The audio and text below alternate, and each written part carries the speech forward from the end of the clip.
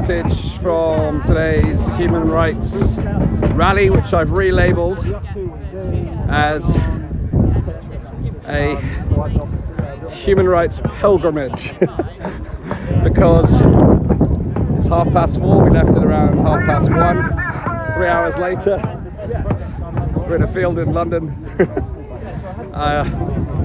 Hampstead Heath, having walked through the busy shopping streets of London, through Camden, now here in a beautiful park, Hampstead Heath. It feels like we've earned our stripes, having done the distance. One of the side benefits of marching is the health and fitness element, being out in nature, you know, and the steps. But I was reflecting with some of the other activists just a moment ago, actually the merit somewhat of actually a long and arduous march is the resilience that it builds, because these things always are a long road. You know, there is no overnight success story when it comes to social, political, economic change. There's a long road to change, and whilst it begins with the first, which will take many twists and so we've gone the full distance today from Hyde Park to Hampstead Heath, I think, Hampstead Heath. I'll have to look it up on the map afterwards retrospectively to see where I've been. And covered many steps and miles, reached many people in the streets. There's been an incredibly positive reception through the march. There's been lots of leaflets handed out, lots of live streaming, lots of photos, people asking lots of questions about why we're here, and actually very interested to hear about why we're here, because most people are not aware of the forthcoming changes to the Human Rights Act. In fact, the removal and replacement of the Human Rights Act with the Bill of Rights, which is fundamentally one of the primary reasons we're here today, on the basis that that particular set of changes radically impedes our human rights in the United Kingdom, and specifically takes powers away from ordinary citizens and the most vulnerable members of society, and amasses the powers of the government and its actors and other central institutions. So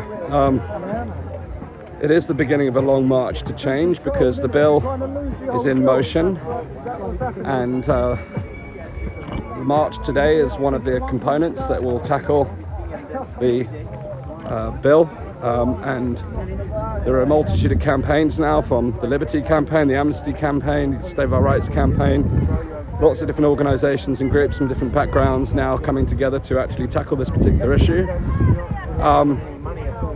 But today's march really tackles beyond simply the Human Rights Act reform, looking more broadly to government, the concept of government overreach, in the sense that over the course of this year there are many different pieces of legislation and new bills being put forth by the government that basically put us on a long, slow path, or a long, slow march to the erosion of our rights and freedoms in this country. As we become increasingly authoritarian, the government amasses increasing powers, and we, the citizens, gradually, if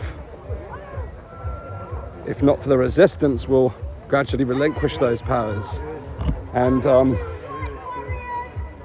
this is why this march today has been important. It's a grounding moment in starting a path to resistance against these bills. But the first step to change is always awareness, and that's really the purpose of any march. It's to raise awareness, and of course now the next steps beyond this march itself is to get the word out via digital and offline methods, to continue to raise awareness of the various different bills that are coming forward and what it means and how it affects people, because of course, as we've talked about countless times today, until people realize the impact of these bills, how it affects individuals and organizations and elements of society, then people have a sense potentially of apathy if they don't have the sufficient level of awareness. So We've just arrived at the final part of the march here. People are gradually coming in. You can see behind me. It's like a gradual process. I think this is the front of the march now, so there's a long wave of people making their way through. And here now there's live music and some stands down here with people showing information about some of the issues that are coming forward, but also some people representing different solutions that are tackling different parts of the problem proactively. So I'm going to sign off here. I'm going to go and check in on what's happening, and I'm likely to do on the way back a final summary of the day, but briefly now, it's been a very peaceful and enjoyable march through London, culminating now in this big large open space in Hampstead Heath. It looks like there's a lovely lake over there where we can chill for a bit and recover from the march and actually reflect upon what happens next. So thank you very much for tuning in and for sharing. I think I'll say one final piece around the kind of this finish line activity here, when people get to galvanize and come together, is that actually this is where relationships are formed, it's where ideas are exchanged. And actually, if you look at some of the compelling movements throughout history, it's actually gathering in parks and public spaces and the sharing of ideas that actually lead to the growing of movements. And actually, we've done the hard work today of getting the message out there. It's a starting point. The key is to getting these issues into the media. But here actually it's a piece of celebration, because it's important to celebrate every positive step forward. And ultimately, to me, this is about the gathering of the tribes. And again, history shows us that when people start to gather, ideas are shared, inspiration is taken back into their local communities, new initiatives are taken, new projects are begun.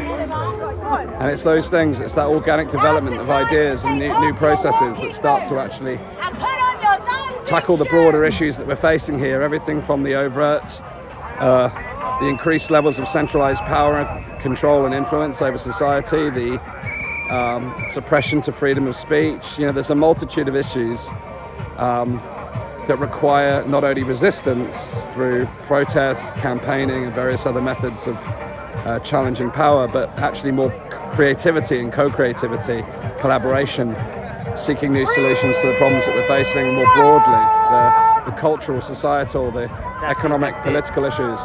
And it takes a lot of creativity to actually think about how we can create that proactive change. So this is where I think this part of the process at the end, where we get together in numbers like this, we can share ideas, find new solutions, and take that inspiration back into the community. So thanks so much for tuning in. Please follow us at weareelevate.org. And I'd just like to say, it's a revolution. Put your fist up, high vibration. We don't get pissed up. See, man, hold the electric list up. We make the mucus move. Could have been in a shit job with a mortgage, 2 kids and a wife, but this is the life I choose. No cigarettes, no weed and no booze.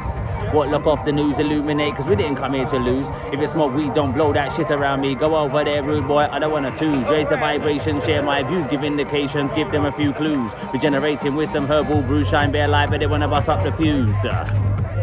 We are the 99%, not the Illuminati. We don't need the lockdowns. We come out here to party. We come together as one. We're not separate races. We don't need the injection. And we don't cover our faces. Thanks, man. Impromptu. Yeah. So, on that note, thanks for tuning in. A little bit of casual entertainment. Strong vibes.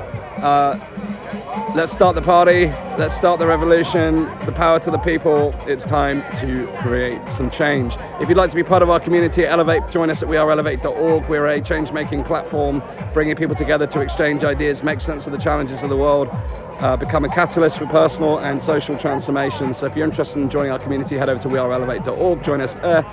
And like I said, I'll be back later on for a final piece of coverage of today's activities in the march and my reflections on where we need to go next to tackle the broader issues that we're facing, not only here in the United Kingdom, but around the world right now. Peace and love to you all. Have a wonderful